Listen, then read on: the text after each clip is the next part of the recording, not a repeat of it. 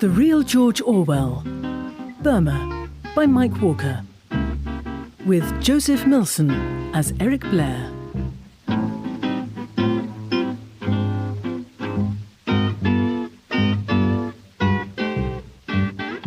The summer of 1922. I was 20. I had no idea of what I wanted to do in this world, so in a way it seemed as if I might do anything at all.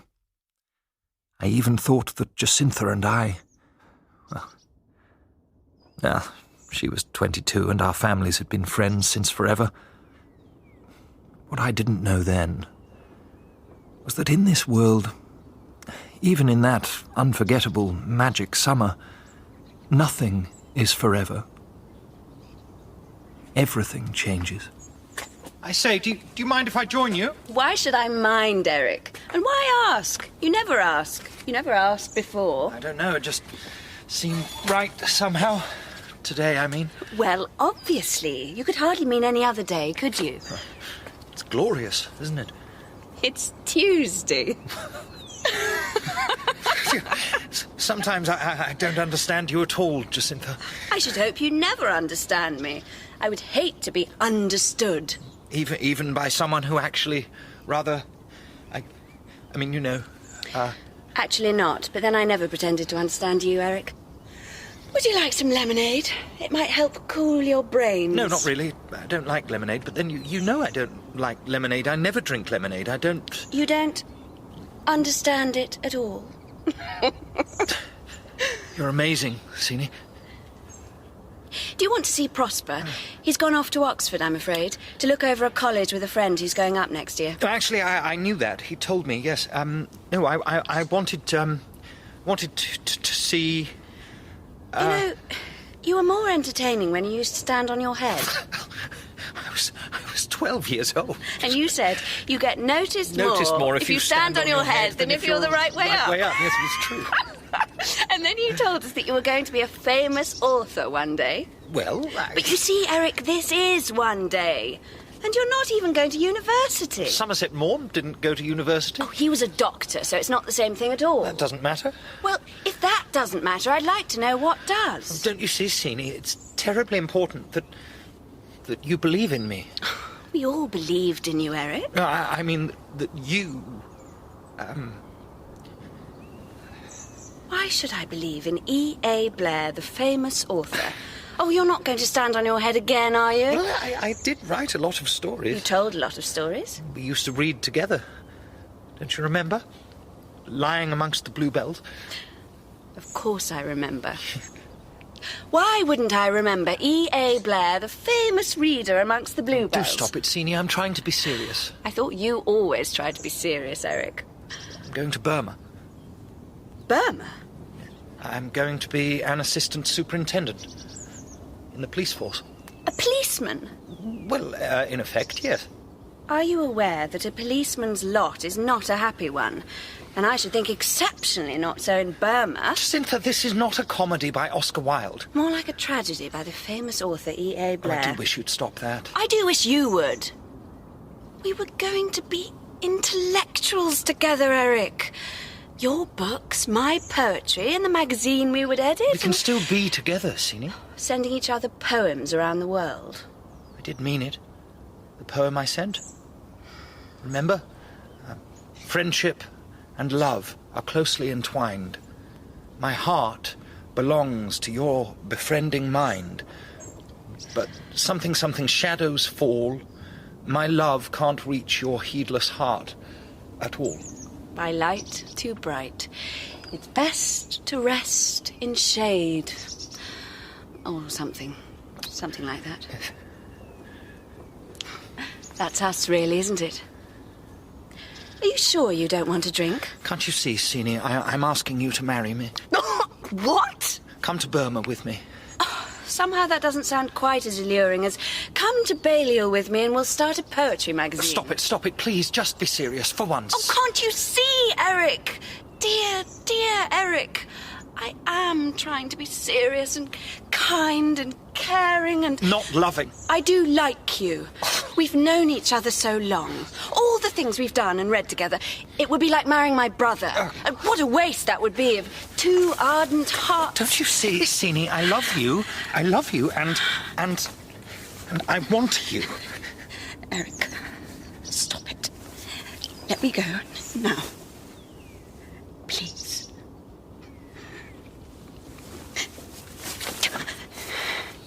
You tried that once, and we both know it didn't work because it was wrong. It was as wrong as if we really had been brother and sister. I wish I hadn't. I wish I'd never... What? Met me? I don't know, Sini. I don't know. Sometimes I don't even know if what I'm thinking or feeling is any realer than any one of 100 books we've read together. You know, at Eton, that last term, I gave a talk to the Literary Society on Robert Louis Stevenson's The Suicide Club, and I sometimes wonder if going to Burma is like Stevenson's story, and I'm Prince Florizel, putting my life at risk so I can know something. So I can know something utterly, totally real. As real as the steel muzzle of a revolver pressed against my skull. Nothing is forever. Everything changes. And I went to Burma. And in a way, nothing changed at all. The empire was as the empire did, and I was its very good servant. I was its very good servant for almost 4 years. Until... I say, Blair, there's an elephant gone loco in the bazaar. I say, really? Brown niggers all running mad. Whole place in an uproar. I think they enjoy it when things go wrong. They love to see us with our pants down. Well, not today. The super wants you to sort it out chop chop, old man. Me? Well, you're the DS. Where's the beast's trainer, for goodness sake? I mean, find the blasted mahout and Jumbo will go home happy. Oh, not this one. Mahout went looking in the wrong place. If you ask me, the beggar was yellow, but then most of them are. And they say the bloody thing's in must. But if they'll only leave it be, it'll calm down in a day or so. Stay out of the way. Let it trample a few stray dogs. It'll settle. I know that, and you know that, but the super wants us to deal with the thing. It doesn't look good when we do nothing. Well, even if doing something doesn't really help. What's that got to do with it? Oh. But besides, it'll be a lark, shooting an elephant. You'll be able to hang the head on your study wall back home in Blighty and impress the popsies no end. I suppose so. Hold on. You think a Winchester 44 will do it? Well, it worked for Buffalo Bill, didn't it? No, I think he used a Sharps Express, at least according to Boy's Own Thrilling Tales of the Wild West. Never mind, Buffalo Bill. Do this and they'll be calling you Elephant Eric. Oh, come on!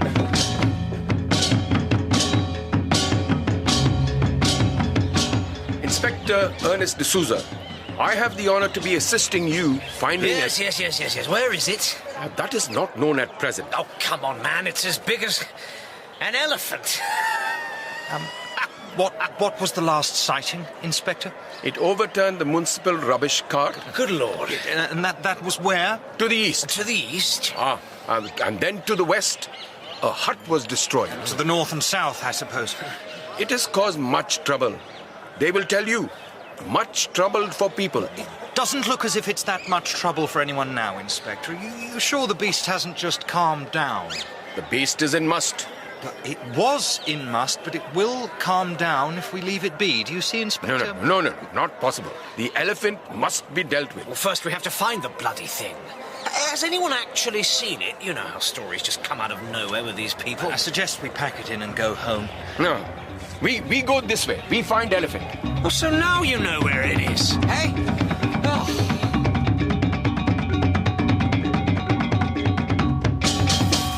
My God, Blair. Do you see? People say the elephant come round hut, come out of nowhere to pick him up and throw him down and stamp on him. Poor beggar. Oh. By God. Flat as a pancake. They always say dead people look at peace. He doesn't. He looks frightened. Terrified. Does anyone know him, Inspector? Is there a family? They all look the same to me. Not known. No. Indian fella. Coolie. they will come. It looks like he's been crucified. Well, at least we know there is an elephant out there somewhere. Nothing else short of a steamroller could have done that. Ah, spot on. Over there, in Paddy Field. Over there. You know, Wilson, I don't really think a Winchester's going to do the job. Not if I actually have... Inspector, be a good fellow and cut along to the superintendent's office. Ask him for the biggest gun he's got, understand? yeah. Then bring it back, chop chop. It's not my job to carry guns, sir. Ugh, you won't have a bloody job if you don't shift your pins, old thing. Do you want to be responsible for what happens if Jumbo stamps on one of your bloody priests or whoever pays your bribe money? I will come back with gun, sir. It's a bit rough. Chap's only trying to do his job. Oh, see, none of the beggars wants any responsibility. God knows what would happen here if we didn't do it. I expect they'd sit around smoking opium all day. Well, they seem to have done quite well before we arrived. Perhaps he didn't like you talking to him in that way in front of his own people. Well, blast what he likes. It's none of his business. Well, come on, let's find this beast.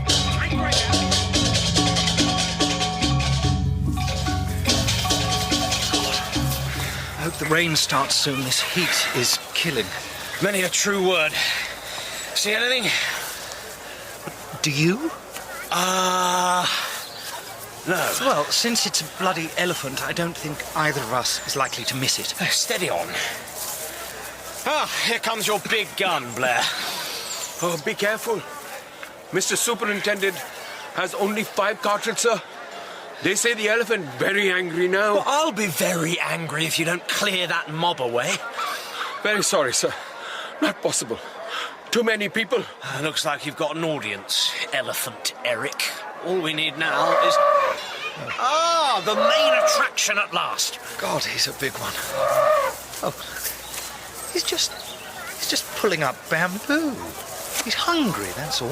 Even so, I'd load if I was you. Look, Wilson, I have no intention of shooting this animal. He's peaceful enough. Well, what if he changes his mind and charges us, eh? Fancy being stamped into the paddy, do you? Oh, come on, we can run away, can't we? Run? In front of them? Let them see a white man scuttling off with his tail between his legs? I hadn't really thought of that. There must be bloody near a couple of thousand of the beggars by now. It's a carnival, Blair. They love this sort of show and they do not expect to be disappointed. We all have our part to play, so be a good fellow and shoot the bloody elephant. The must has passed. He's no more dangerous than a cow. You want them to laugh at you? Does that matter? How long have you been out here, man? Yes, of course. It's what we can't ever allow, isn't it? Steady the buffs. Oh, he's seen us. He knows you're there now. Go on. In the head, I suppose? Don't ask me. I've never done it before, but I shouldn't think he'll be going anywhere with a .557 Nitro Express in his noodle.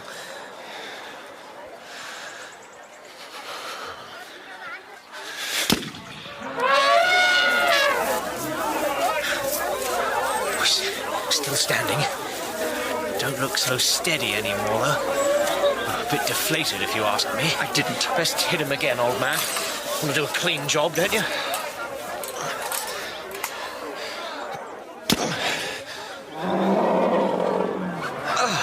He's down, but not out. He looks 1,000 years old. What am I doing, Wilson? You've got to admire his spirit. And you're doing the job. Go on.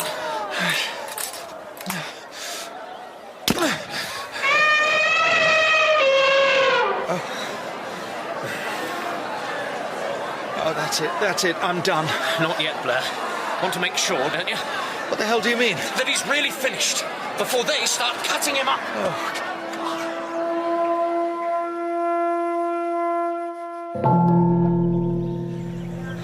let's understand. How is he still... Better do something, or they will. Just give me the Winchester. Try the heart. The head didn't seem to do much good.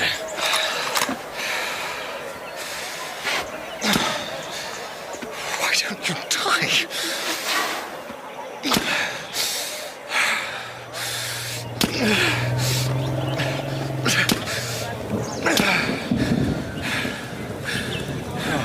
Thank God. I haven't got any more shots left, Wilson. Come on. We'll go to the club. I need a bloody big drink.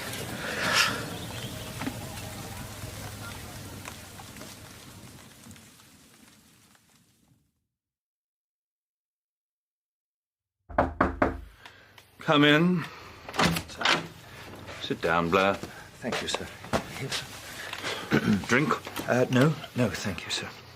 Ease yourself. As you do, young Blair. Beg your pardon, sir? This elephant business. Rushing off like Tom Mix, a 6-gun in every hand, blasting away like some damned desperado. I believe Tom Mix always played the hero, sir. What? Tom Mix, the, I'm not talking about some bloody Yankee cowboy. I'm talking about you, Blair. Yes, sir. About loyalty and loyalties, you see? I'm not sure I do, sir. Visiting Buddhist priests, lurking around the shadow theatre, that sort of thing. Native life. It's all very well to have a look-see, but we don't make a habit of it, I've seen it happen to men before when they come out here. They get slack, like that Robinson chappie. Resigns his position, marries a local tart, becomes a Buddhist and ends up addicted to opium. I did visit Mr. Robinson. I know you did. I know what all my men do. That's why I'm in command. I know, and I'm concerned, Blair. This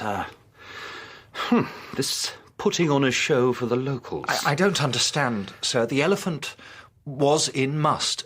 Something clearly had to be done.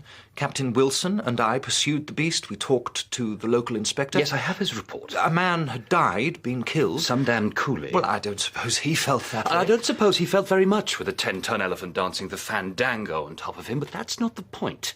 No, sir? No, sir. Sure you won't have one? No. Thank you, sir.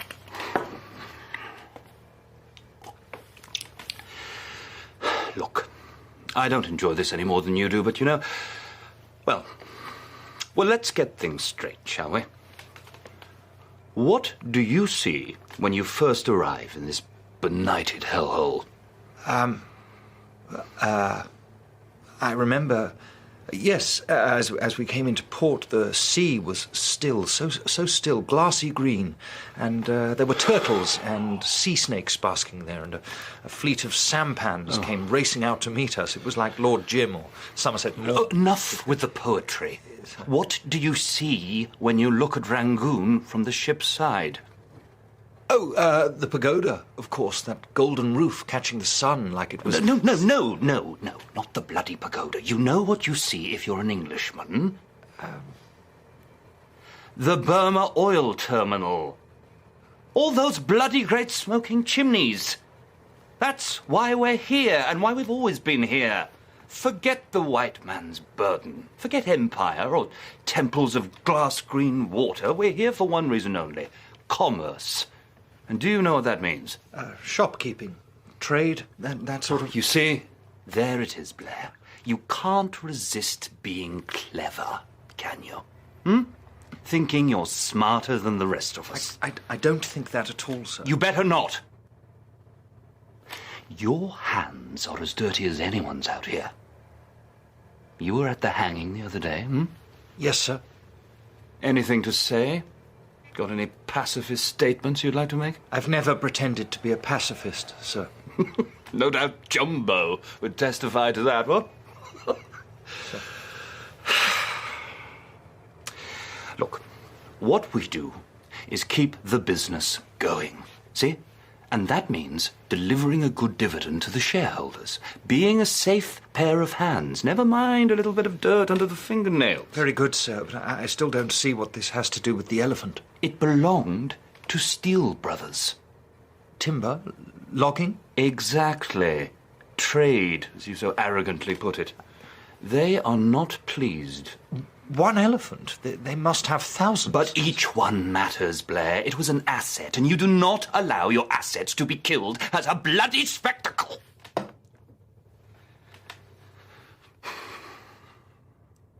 We can never let go our grip.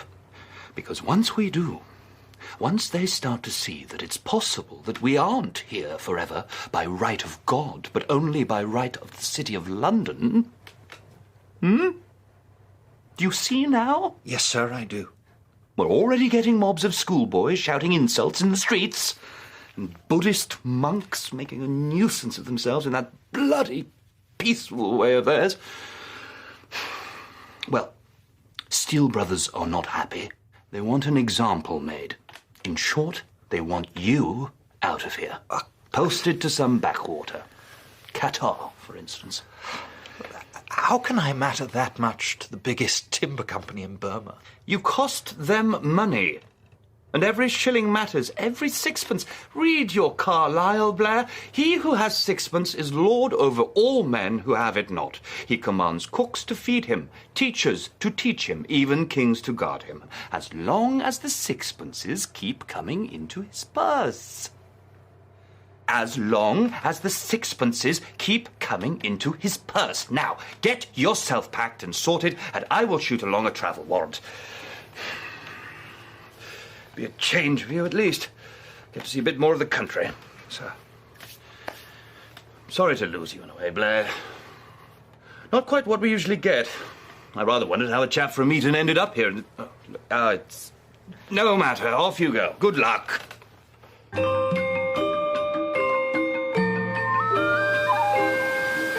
Baggage van. They go in the baggage van, Tam. You chop, porter. The train is leaving. Hurry. Hurry. You, lend a hand here. Lend a hand yourself. Bloody born a lazy Englishman. Look at bloody Englishman. Too weak to carry bag himself. What do you say? You can go home, white man, and take all your white man friends with you. We had enough of you here. Go away. You go. We don't want you. You can watch your bloody language. You go now. Go away. We don't want you. Tell the white bastards to go home. All of them. Get out of my way. Get out of my country. Damn your impudence. Get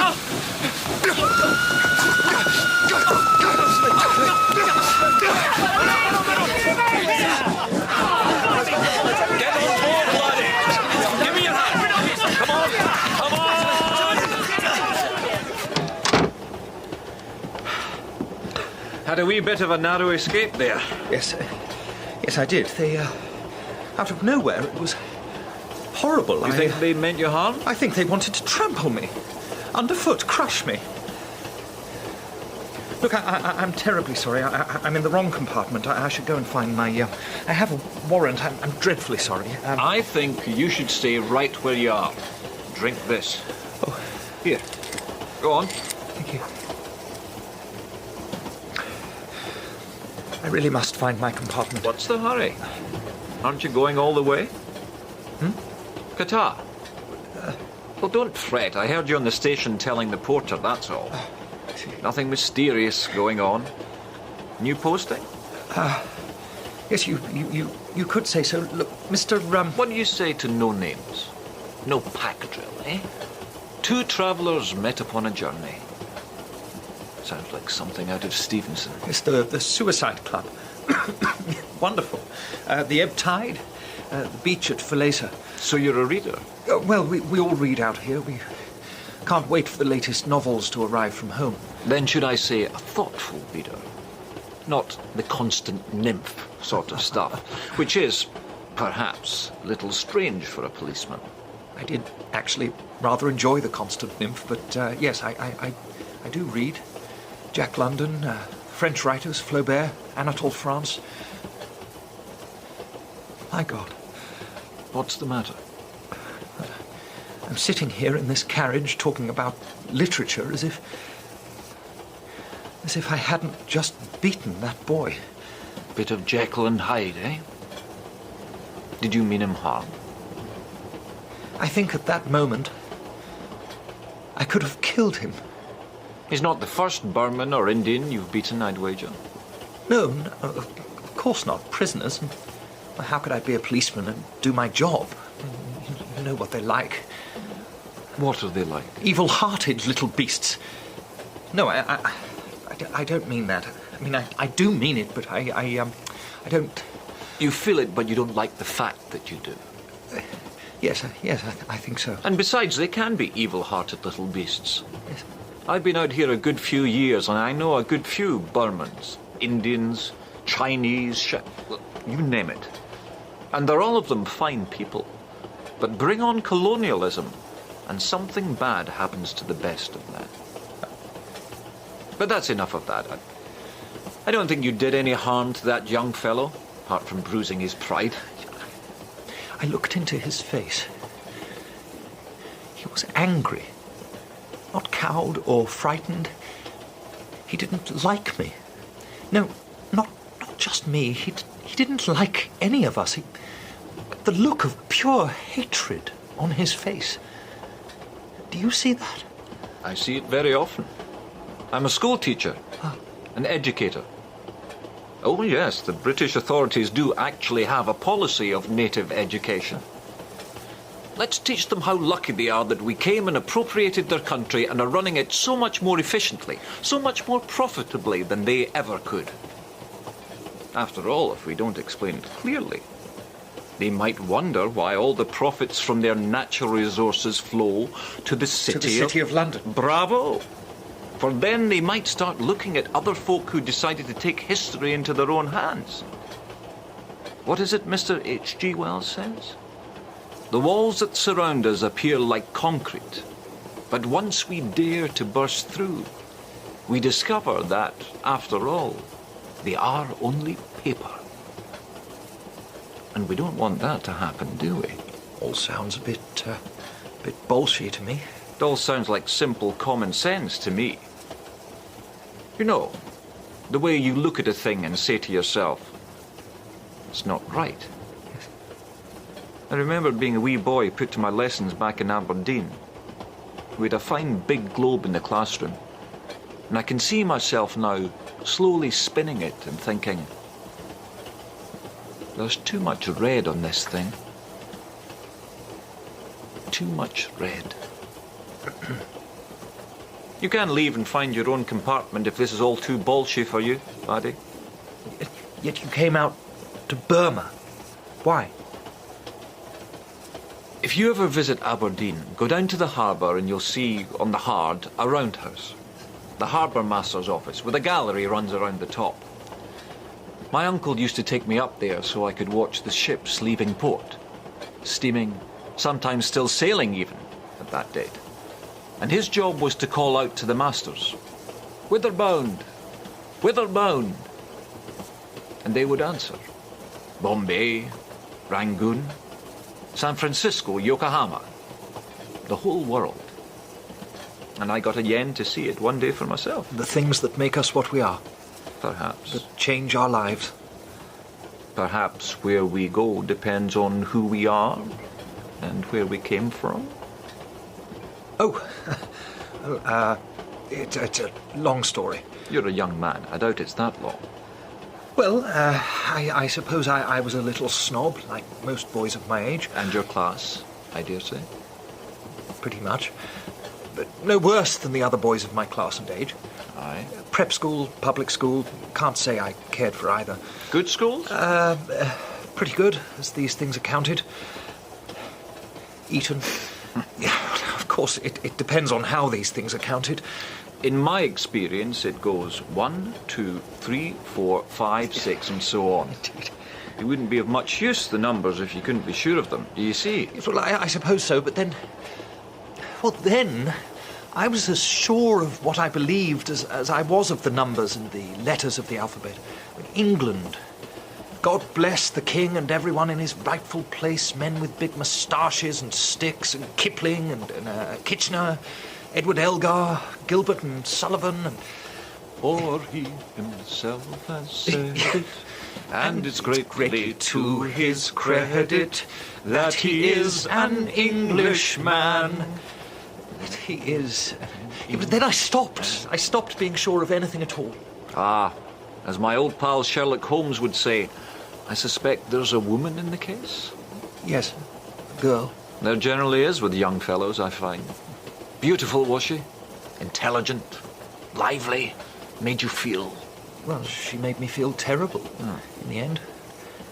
I always thought she was so tender-hearted when she cried over the animals we boys shot at with our 22s, and then she abandoned me to this bloody country.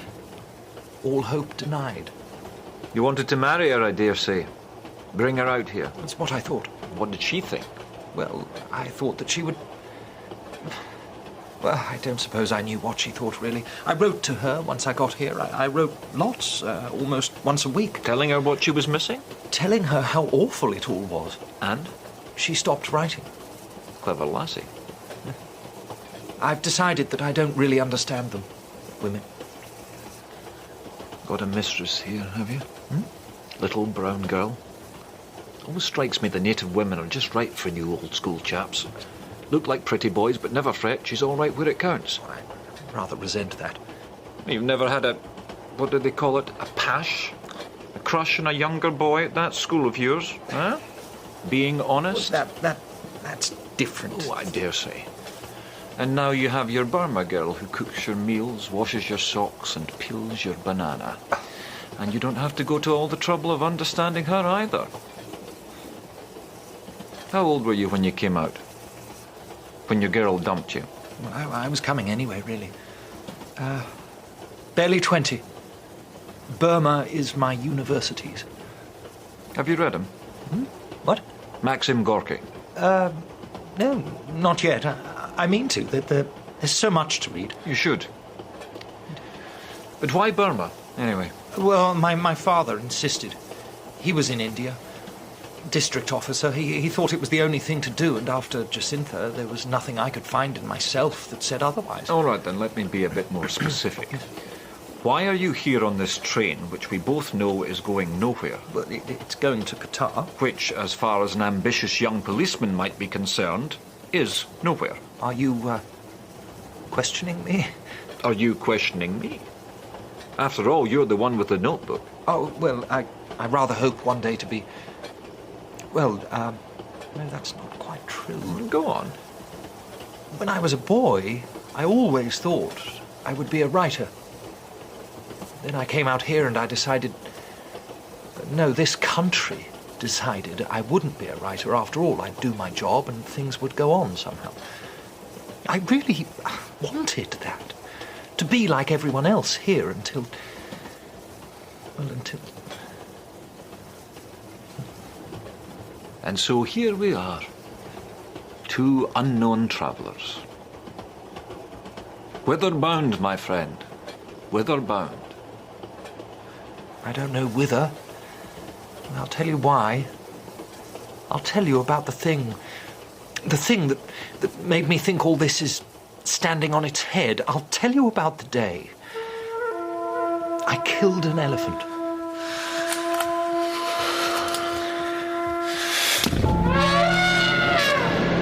Best hit him again, old man. Do a clean job, can you?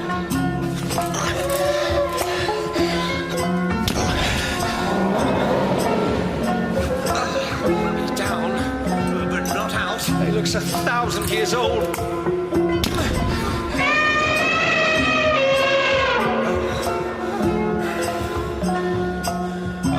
That's it, I'm done. Not yet, Blair. Want to make sure, don't you? What the hell do you mean? That he's really finished before they start cutting him up.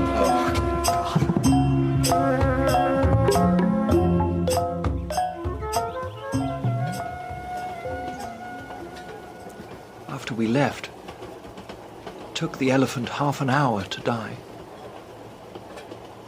They were cutting into him long before that. He'd spent his life working for them, for us.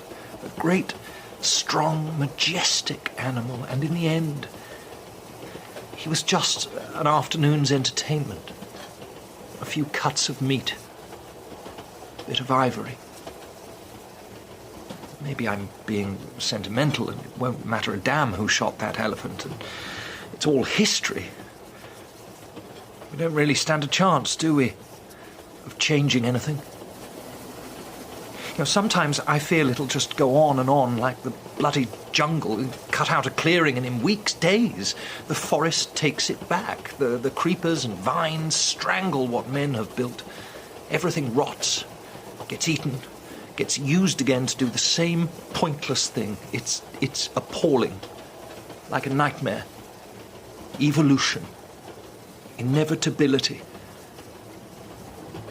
History, the jungle, inevitability, eternal recurrence, call it what you will. I don't think it exists. Not as you see it, laddie. History doesn't make men. Men make history. Men make mistakes. Coming to Burma was mine. Unless you make something out of it, rather than letting it make a failure out of you. How about that? I think we're arriving at our destination. We must have talked the night away. I think I did most of the talking. Perhaps we'll see each other in Qatar. It's a small community. I'm sure everybody knows everybody. Oh, I won't be around for long. Always moving on. That's me. What about you? Well, for 4 years I've been doing a job I've come to believe is wrong. I hate it. But more than that, I hate what I've become doing it. I know I have to get out. Out of Burma? Out of everything. Get away from any place where one man dominates another. Maybe I should try and go amongst the people. Go native? Smoke opium? Doubt that would work. You'd always be a stranger. Couldn't be otherwise. Then perhaps failure is the only honest path that's left for us to take. I don't think so. You know, you don't have to be in Burma to make that journey. Surely it's there on your own doorstep. All around you. Hidden in plain sight. I don't see... Well, of course you do, laddie. If only you'll look. I'd take a small bet you know more about the Burmans than you do about, say, the miners in Britain. Or the unemployed who tramp your roads. Or all those who make your life so easy and comfortable. You talked about this country being your university. Maybe you were wrong. And your university was always right there outside your garden gate. Well, laddie, it was a pleasure making the journey in your company. Oh, and why not take a peek at the 11th thesis? Might prove interesting. The 11th what? Goodbye now. Wait.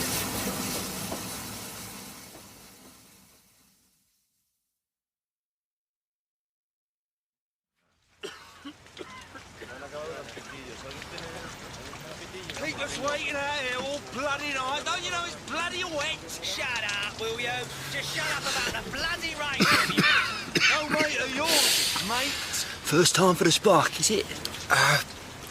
Yes. How did you know? It's clear, isn't it? Huh? You ain't one of us. Well, I'm down and out. You're as wrong as a 9-bob note, mate. Got any rhino? What? Cash, money. 8pence. See? See what? Well, don't know your ass from your elbow. You get 7 days for trying to get in with Rhino or Backy. Got any Backy? No. Because he'll kick you out at 2 in the morning if he finds you got Backy.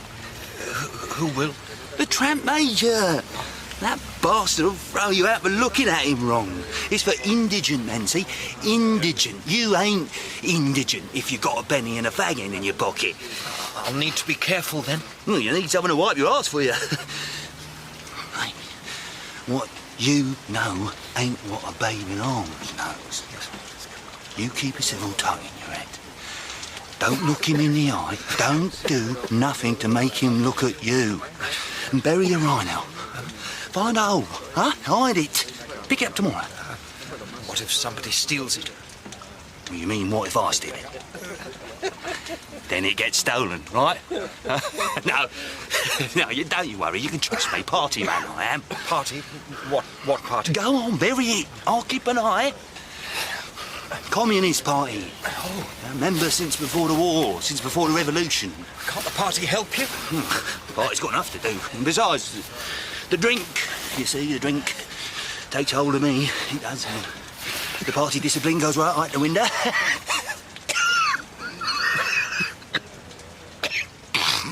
Oh, sorry, mate. How will I know where it is? The rhino? Oh, leave the marker. Right, there, that tin. Right. Use that, stamp it in the mud. That's it, stamp it flat. Stamp it in.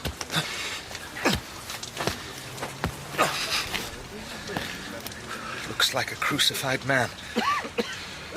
Looks more like Fray Bentos bully beef to me. Oh, Friday tea. We always used to have that on account of me and the wife being Catholic. Before we joined the party. Oh, I know it sounds daft, but it mattered to us then. It wasn't just making a gesture. Friday tea, Fray Bentos, corned beef with mustard, Coleman's mustard, yellow, remember? Remember how yellow that mustard was? In a tin with edges so sharp you could cut a Conservative's throat before he knew to stop lying to you.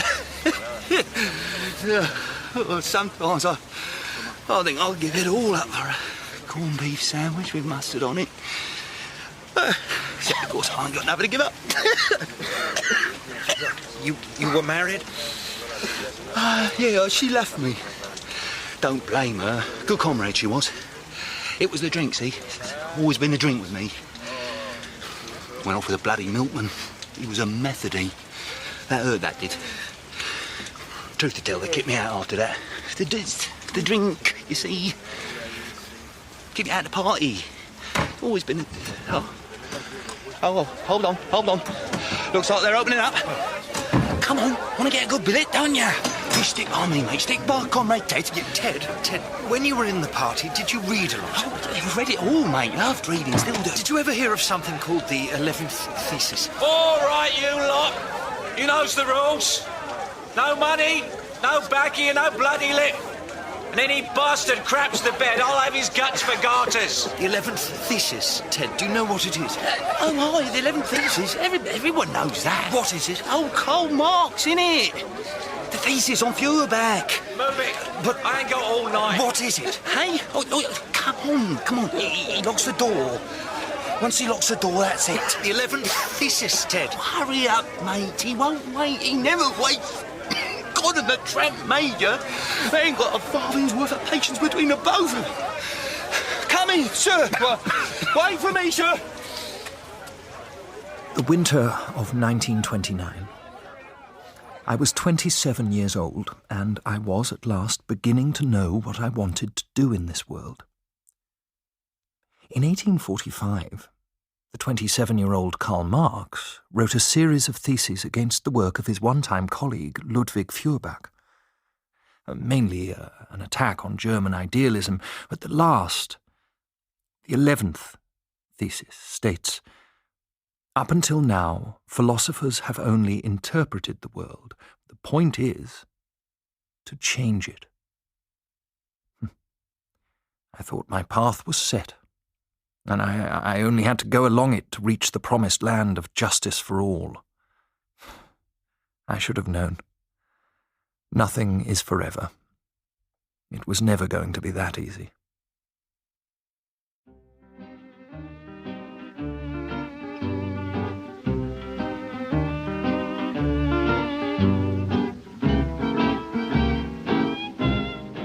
In The Real George Orwell, Burma, Eric Blair was played by Joseph Milson, Jacintha Buddicombe by Sophie Roberts, Wilson by Joseph Klosker, The Inspector by Ernest Ignatius, The Burmese Youth by Aman Kiamani, The Man on the Train by Derek Riddell, and Ted by Alan Raglan. The Real George Orwell, Burma was written by Mike Walker and was a BBC Cymru Wales production, directed by Kate McCall.